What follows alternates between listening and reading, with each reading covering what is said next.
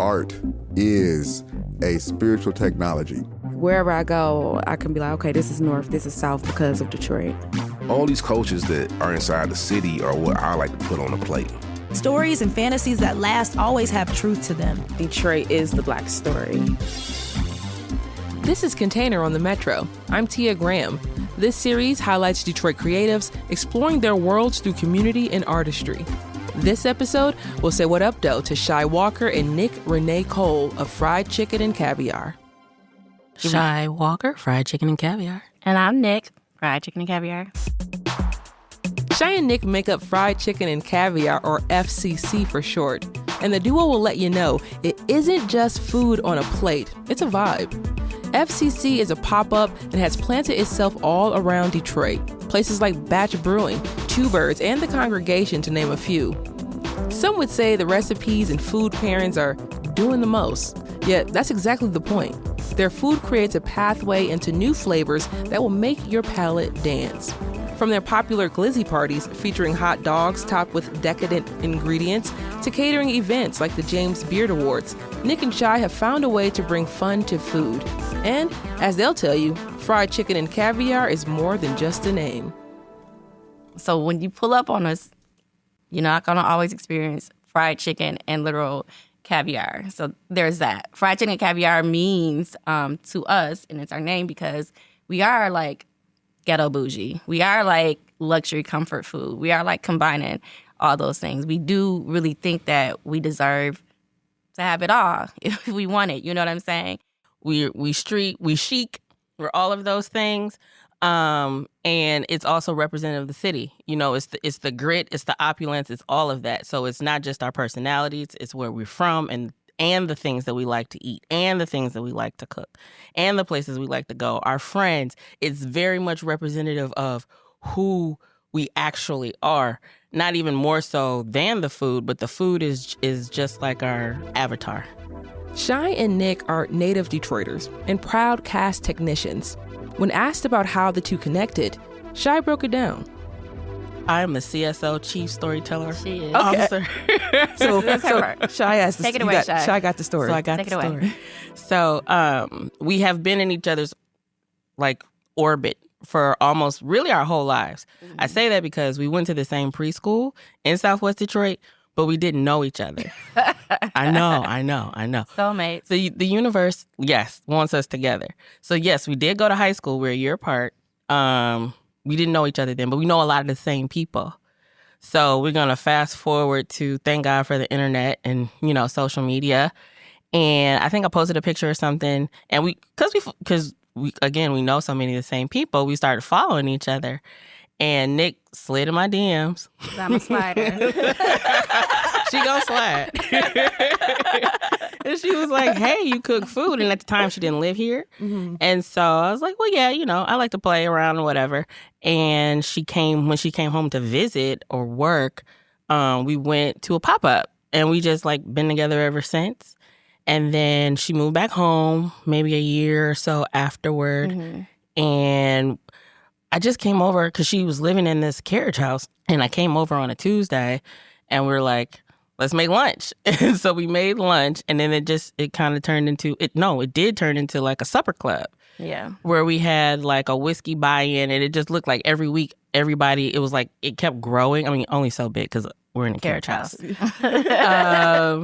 And we just started doing this Test Kitchen Tuesday, and it took off. I mean, when I say it took off, it was just it kind of did take off. It was like a little secret. Like any friend that could be there on a Tuesday afternoon, you know, you have to have a certain kind of job to like be there on a Tuesday afternoon and to be able to drink whiskey and to eat like elaborate food at noon. And, you know what I'm saying? And they didn't leave my carriage house till probably like 1 a.m. Yeah. Yeah. So it really was an turned into all a day thing. thing. Yeah, it was like a day party. And even now people are like, I never got an invite.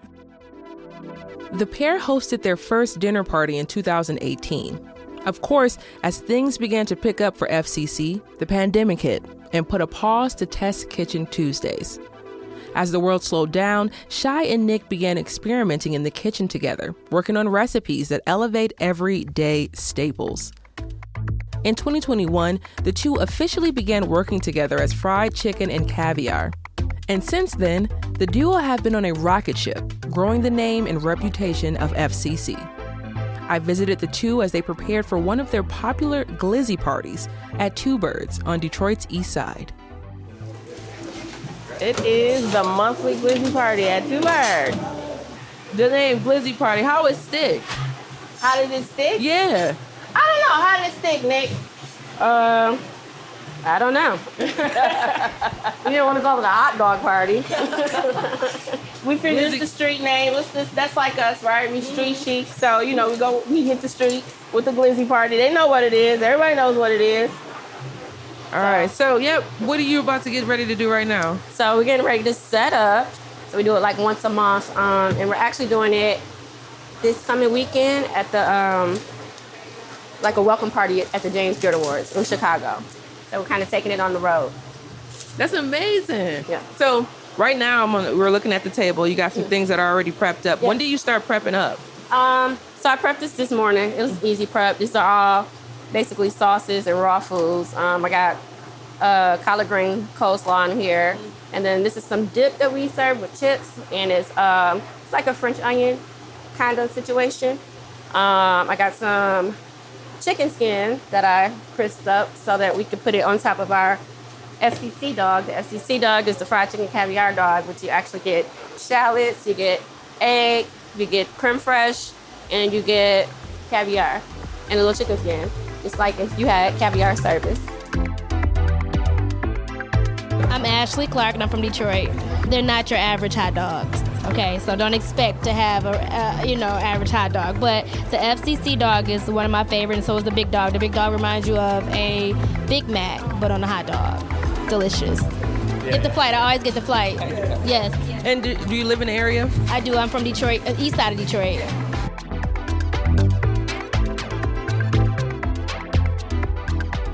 They're kind of defining or redefining what a chef can be and what that looks like.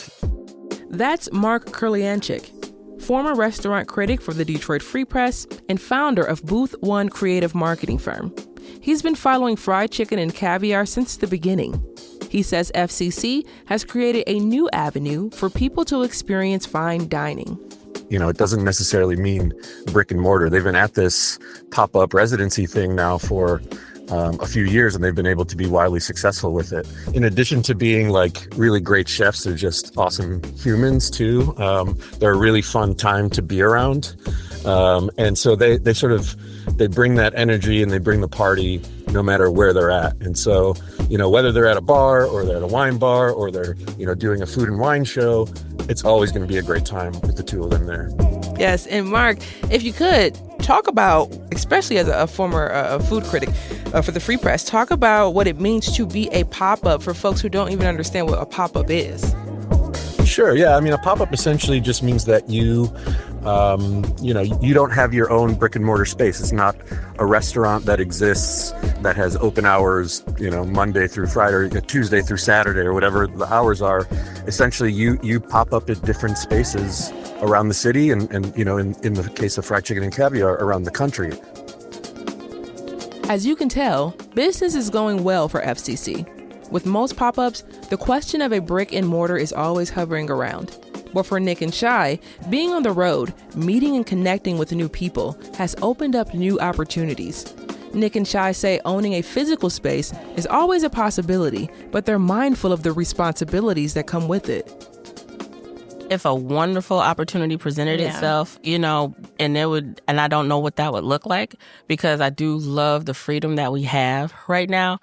But we have talked about some concepts and what would work for, Fried Chicken and Caviar. But also with the climate of the restaurant industry, we still want to be responsible. We don't think that just opening it up because people want us to open up or suggest that we open up, especially since I've been doing this for a long time and I've seen a lot of restaurants come and go. I've seen a lot of our friends. It looks like gold on everything the outside, not glitter, but it's a struggle, you know what I'm saying? And we want to be responsible not only to ourselves, but to the industry, the people we employ. We're serious about that. It's very ecosystem driven, and in terms of the people that we hire to work with us, the places that we go, we're all friends, and that I think that's very important to us. And when we think about Detroit's food ecosystem in general and just working in it, I love that you brought up being responsible. Chi, starting with you, this ecosystem, this food ecosystem, where do you see yourselves in it, Fried Chicken and Caviar, and how do you see yourselves being in it responsibly? I think we are responsible in terms of like how we source our food, because I do also work at a urban garden, Crane Street Garden. So like if we can't support a small urban garden, if we can support a local grocer, so like that's keeping the dollars in the community, right? As much as we can, because also we are a business. So it's being mindful of what we can spend and how we can spend it, but being very intentional with who we spend at the same time. Making sure that we pay folks a livable wage, because we both know what it's like to like not make money and work for dust. You know what I'm saying? Mm-hmm. That's not fun. Even if it means we don't get to pay ourselves.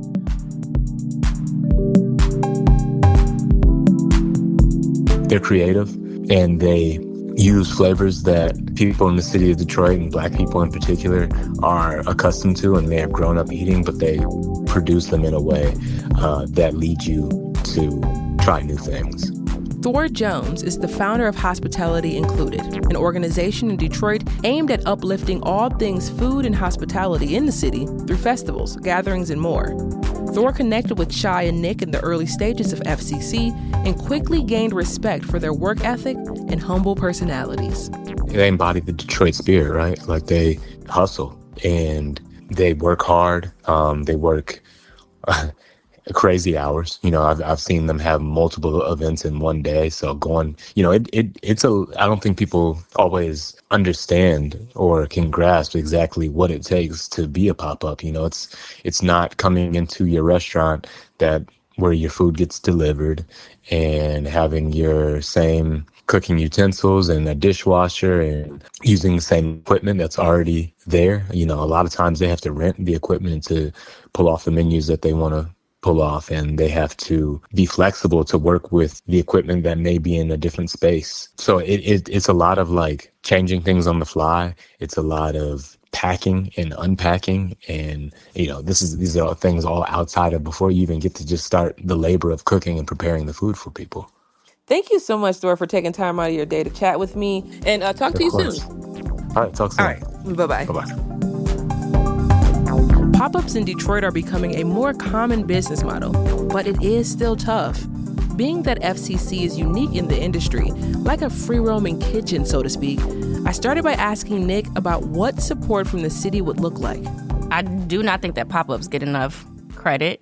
Pop-ups make delicious food. They have amazing chefs, and I don't think it's just a Detroit thing. I think it's like everywhere we get overlooked for like grants and all types of stuff because we don't have a brick and mortar. So there's that.